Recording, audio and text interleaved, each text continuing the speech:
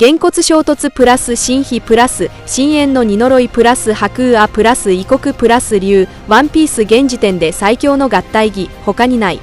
皆さんこんにちは、私はシレンナです。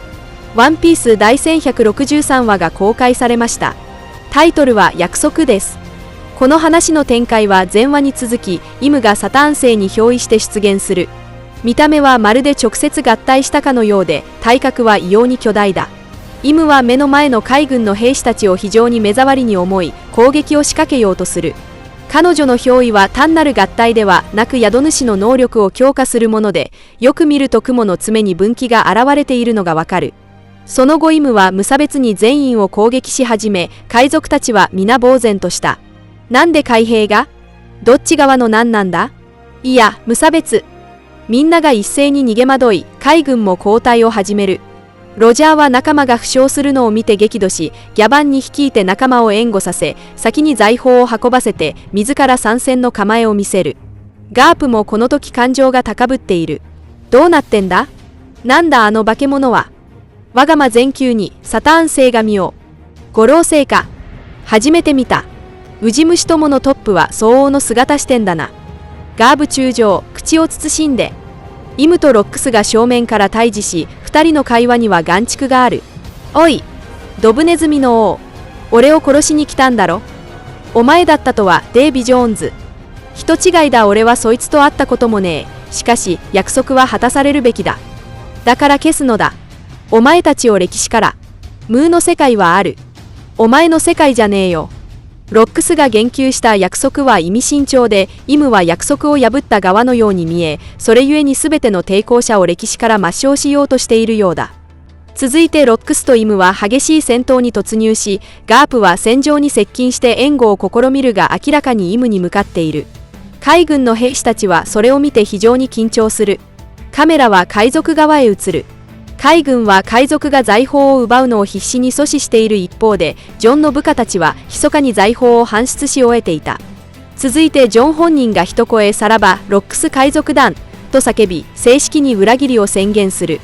その同時刻、ドラゴンはシャンクスを抱えて森をかけ、岸に到達しようとしたところで突如として発生した磁力に強制的に引き戻される。海賊たちの財宝、ギャバンの斧などあらゆる物品が強大な磁力に巻き上げられていく。ジョンは暴悪磁気という技を繰り出し、周囲の財宝を大規模に吸い寄せている。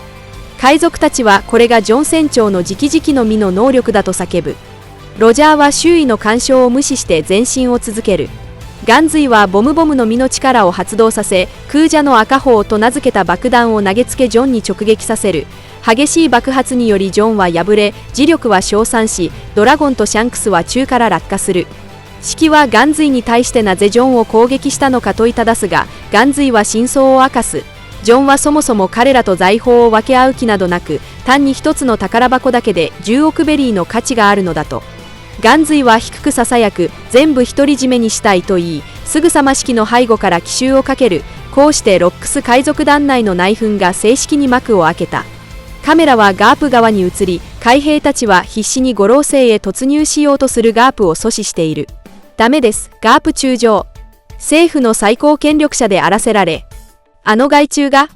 カイドウはロックスに戦いを申し入れ、自分も参戦したい意思を示す。そこでリンリンが背後から突進してきて、なんとカイドウの命を狙う。6人の強者がついに集結し、それぞれの看板必殺技を繰り出して合体攻撃を放つ。ワンピースこれまでで最も衝撃的な合体技がここに誕生。げんこつ衝突プラス神秘プラス深淵の二呪いプラス白雨プラス異国プラス竜。この一撃に耐えうるのは赤い土の大陸を除けばおそらくイムだけだ。伝説の怠惰の王である彼女の句は叩き砕かれてボロボロになっても意識は消えない。突如覇王色の覇気が激しく爆発し、ゴッドバレー一帯を巻き込み、多くの海兵がその一撃で気絶する。レイリーは芍薬や仲間たちを守りつつ撤退し、地面に散らばった財宝を拾うように促す。ドラゴンはその衝撃を必死で受け止めるが、抱えていたシャンクスがいつの間にか腐った木片に変わっているのを見つける。一方、ドラゴンと離れ離れになったシャンクスもイムの衝撃を受け止めていた。彼は宝箱の中の財宝に気を取られ、箱の中に入ってしまう。その時イムの黒い影が回復を始め、ロックスに向けて威嚇を放つ。見えたぞ、ススクの森を走っている。ここでイムは直接ロックスの妻子の名を挙げてはいないが、ロックスはその含意を明らかに理解した。他の因縁深い者たちは傍らで口論を続けている。食ったものは吐けねえ。じゃあ金だ。俺の一撃で十分だっつた。俺だろ。ロックスは瞬時に緊張する。おい、お前まさか。新しいデイビー、女と子供、必死に生きようとしてる。解き放ってはならぬ有害な命。やめろ、何する気だ。ロックスは刀を振り、イムを断片へと切り裂く。だが、イムは突然にほんの黒いトゲを伸ばしてロックスを貫いた。直接の致命傷には至らなかった。ムーは何もせぬ。なんだこりや、お痛くもかゆくも。主屋が一族を根絶せよ。妻と子を惨殺せよ。ああ？バカかそんなこと。その直後、イムは公衆の面前で黒天支配を発動する。ロックスは苦痛の表情を浮かべ、牙が徐々に生え始める。一方、エリスとティーチは森の中を必死に逃げている。また、ロックス自身は妻子に関する重大な変更を受けて感情が崩壊し、戦闘で弱点を晒してしまった可能性があります。その隙をついてイムは黒天支配をロックスに使ったのかもしれません。結果としてロックスも悪魔化し、島の残る海賊たちに対して無差別な攻撃を仕掛けた。ロックス本人の元々の強大な実力にマカによる倍増が加わって、彼はロジャーが生涯で遭遇した中でも最強級の相手となったのでしょう。最終的にロジャーとガープが協力してロックスを討ち取り、ロックスはマカによる寿命消耗で生き絶えた。という筋書きです。ロックス海賊団はその後瓦解し、これは後に戦国が海軍での教えに織り込んだ結論とも符合します。振り返れば、戦国はまさに言葉の達人で、言っていることは事実で結果も正しかったが、その背後にあった過程は想像以上に邪悪で血生臭かったということになります。ロックスがロジャーとガープに撃たれた後、イムはさらに大技を放ち、島の海賊を一掃しようとした可能性があります。各勢力は混乱の中でゴッドバレーから逃亡しました。カイドウは清流の姿になって飛び去ることができたし、バーソロミュークマたちはニキュニキュの実の能力で転送したのかもしれません。ここで注目すべきはシキです。もともと劇場版の登場人物であったシキは、最近の回想での出番が増え、オダはハレーでこのキャラクターを生死に昇格させました。これは彼のふわふわの実の能力を生かす狙いがあるのでしょう。第1162話でロックスは神の騎士団の追撃を止めるために島を一刀両断しましたが、ロックスが切り離したその小さな陸海こそがシキや他のロックス海賊団残党の脱出に重要な役割を果たした可能性が高い。劇場版ワンピースフィルムストロングワールドでも見られたように、シキはふわふわの実で島を浮かせることができます。海賊たちは脱出後、一部は八ノ巣へ戻り、シキはゴッドバレー由来の浮遊島の資源を利用して巨大な艦隊を築こうと考えた。そしてその島を赤い土の大陸を越えて運んだ。これがもともと西の海の島がどうして楽園側の間の三角地帯に現れたのかを説明する一助となるかもしれません。シキのふわふわの実以外にそんなことを可能にするものはまず考えにくいでしょう。その後シキはマリンフォードで捕獲され、その島は放棄され、最終的に月光モリアに発見改造されて世界最大のスリラーバークになったというのが私の推測です。が過去に公開した考察動画でも多く語ってきたように、ケルベロスや古代巨人族オーズ、あるいはモリアが影を吸収して戦力を増すような振る舞い。スリラーバーク編全体はイム勢力の縮図のようにも見えます。例えばイムが得意とする憑依に相当する手法はモリアにも似た鋭革命がある。彼は影帽子を他人の影に融合させ、影の形を変えることで本体を操れるのです。モリアの支配の中心が影だとすれば、イムにとっての核心はやはり生命でしょう。これまでイムについては様々な考察が出回ってきました。得意な悪魔の実の能力者だという説や、そもそも悪魔そのものだという説もあります。しかし、聖地深部にあるあの天龍人の国宝を無視しては本当の秘密にたどり着けないかもしれません。小田先生は我々との情報格差を利用して、いつでも従来の設定を覆すような新概念を投げてくる可能性があるので、私の分析はあくまで現存する手がかりに基づく推測にとどまります。とはいえ国宝、衛星、不死というタグは非常に目立ちます。天龍人の国宝はイムが支配を維持するための重要な装置である可能性が高いのです。イムは自身の衛星とその国宝を取引し、悪魔と契約を結ぶための力を得ているのかもしれません。